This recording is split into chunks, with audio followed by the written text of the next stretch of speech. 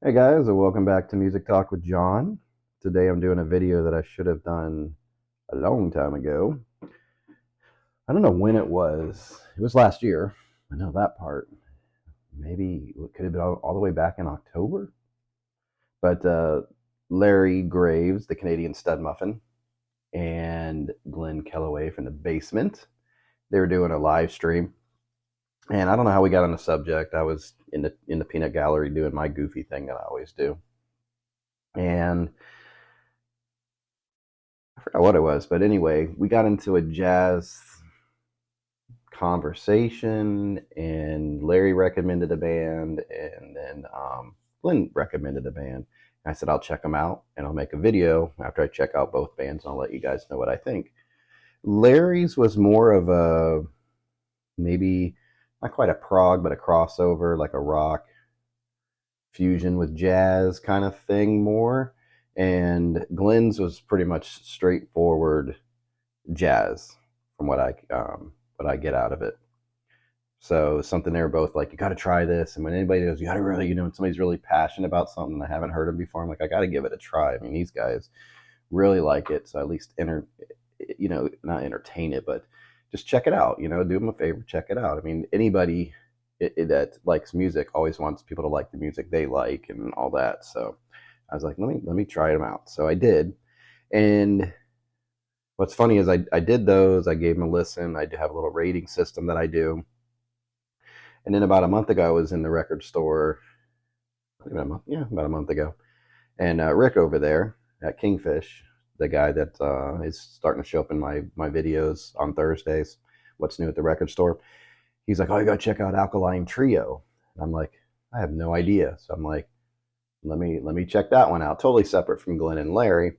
But just to have fun with it, I was like, let me go ahead and give that one a listen. And making this video now, and I'm like, well, might as well just talk about all three of these and tell you guys what I think.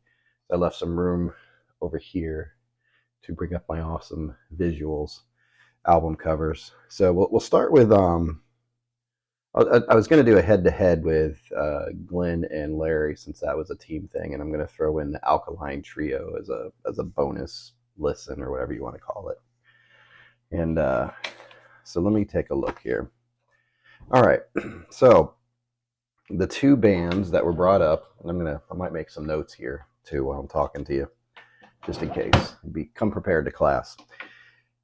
So the two that they brought up, excuse me, getting over cold, so I apologize. So Larry Graves, aka the Canadian Stud Muffin, he brought up Coliseum.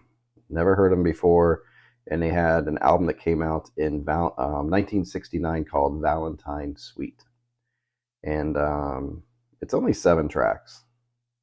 So I definitely have some comments about that one. And then Glen Kellaway from the Basement brought up Kamasi Washington, who is a jazz artist, a modern jazz artist. He had an album called The Epic in 2015, and I understand why it's called The Epic. There's 17 songs.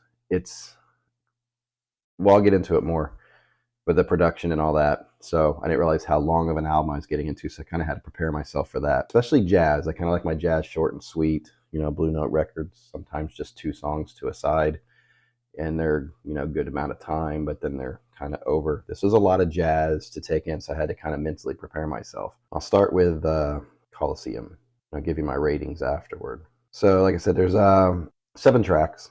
So it had a great 60s sound, and a little psychedelic sort of in places, I would say. I like the combo of the organ and the horns. That was cool. There's a lot of cool like Hammond B sound, if that's what they used, and then some horns coming in there. So it was, and I think it wasn't even until like the second song that they brought the horns in. I was like, oh, this is kind of cool.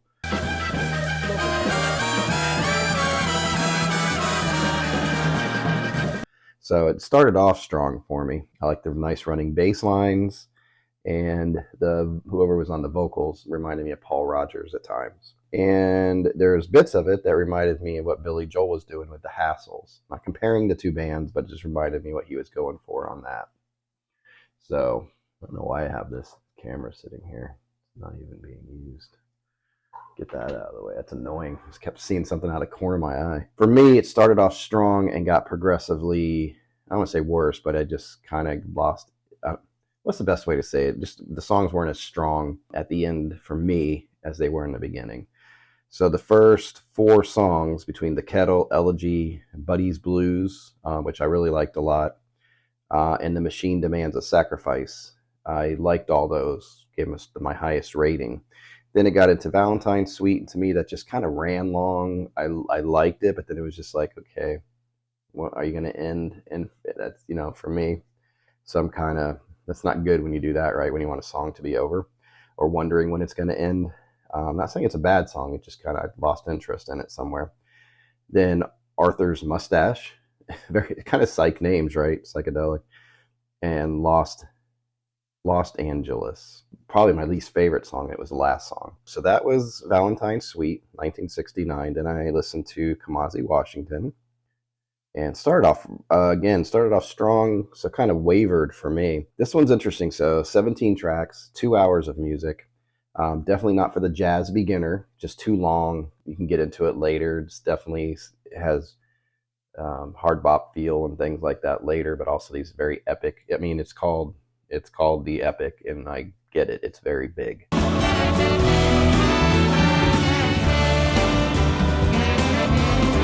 So probably not exactly for the best for like a jazz beginner, but something later on. Plays with a lot of emotion and energy.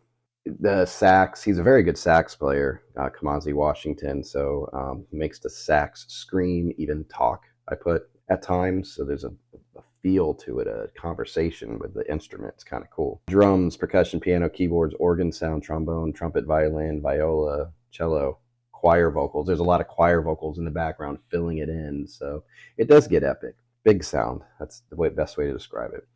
And to me, it's a hard bop and moderate free jazz. So it does get a little squeaky squawky in parts, but brings it back where it's not too crazy, and gets into a hard bop feel for me. It often becomes passionate without getting too obscure or uncomfortable. So that's what I mean by that free jazz. So you can tell he's putting a lot of emotion into the instrument without getting too crazy. I like the vocals on the rhythm changes until the choir kicks in. Not a fan of that sound. So you have to listen to the song to see what I'm talking about. Misunderstanding has a classic hard bop feel, drums and bass, and goes into a more experimental sound. So Misunderstanding stood out for me too.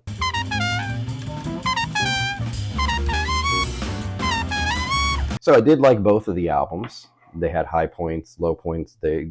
Some of the songs hit my high rating, and it came in really close actually. And I think the only reason, well, let me show you. So The Epic, Kamasi Washington. When I do all my scoring up, it goes to an 80%, and I do like school, A, B, C, whatever. So it was a low B. So out of 51 points or something, it got 41. I don't want to bore you guys with that part.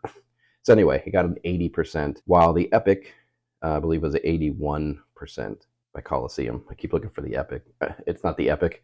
Valentine's Suite by Coliseum, yeah, 81%. So they came in really within 1% of each other, and I think because the Epic was so long, it came, it was the grading system hurt it a little bit, but they're albums I would put on again. Don't know if I'd necessarily buy them at this point. I don't know. They're still new to me, so I'm very picky about when I go to get something. Unless I love it right away, then I go and grab an album these days. So Larry and Glen, there you go, within 1% of each other. Good recommendations. You guys did good here. I enjoyed it, and maybe on a second listen on both of them, it might change, but enjoyable. I'm glad it was something I didn't go, oh God, I got to tell these guys I don't like these. So I'm glad they were enjoyable. So thanks for giving me those. And now as for the bonus, you have Alkaline Trio. They had a interesting title for an album. Came out this year, 3 weeks ago or so, maybe a month. Blood, Hair, and Eyeballs is the name of it. And I was expecting heavy metal, but it wasn't. And I'm not sure what they meant by that. I'm going to have to go. I don't think there's anything in the song Blood, Hair, and Eyeballs that indicated what that meant, so I don't know. This one was another one. Started off strong for me. Again, the first 4 songs were solid, good. I liked them. And it just kind of got progressively, wasn't doing it for me. It was a good sounding album, sonic-wise. It was good.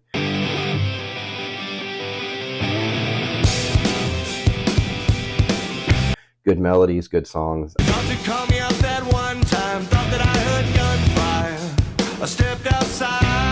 just not enough variety for me. Yeah, it was sort of the same feel when you have a guitar, you know, kind of not Green Day-ish. I compared to Green Day. Rick didn't like that comparison, but it was more guitar, distorted guitar driven melody thing. But it was every song was that way almost to me. So it wasn't enough variety or change ups in the song. So that kind of for me it gets a little boring at times. But I mean, I enjoyed the album. Rick's saying, "Dude, listen to it again," and I'm like, "Okay, I'll give it another listen." Again, I like when these guys are passionate about this music. I'll definitely give it another listen. It's not exactly what I'm into. I'm not into the new Green Day album. Like I listen to it, but I have not really, don't really have an interest in listening to it. I haven't really been a big Green Day fan over the years. There's certain songs I like, but not enough to buy the albums. So at the end of the day, Blood, Hair, and Eyeballs ended up with a 73%, which is like a C grading. So wouldn't be something I'd pick up. I'm glad I listened to it. It wasn't something like, oh man, I just wasted my time on that. It wasn't like that at all. If you guys know anything about these albums, let me know what you think in the comments below. You know, we can talk about it there and tell me what your opinions are on these albums. It's pretty interesting range, right? We go all the way from, what was it, 2024 back to what, 2015 to what was Coliseum? 1969. Nice little array and variety too. The three bands are completely different, the three artists or whatever. So anyway, that's what I have for you guys. I hope you enjoyed that. Comments below. If you have any suggestions, maybe I'll check out your albums. We'll see. Maybe it could be a thing, or maybe I need to do a Patreon. You guys can pay me. I'm kidding. Anyway, I appreciate you guys watching. Until next time, you guys enjoy your music and you take care out there, right? Bye.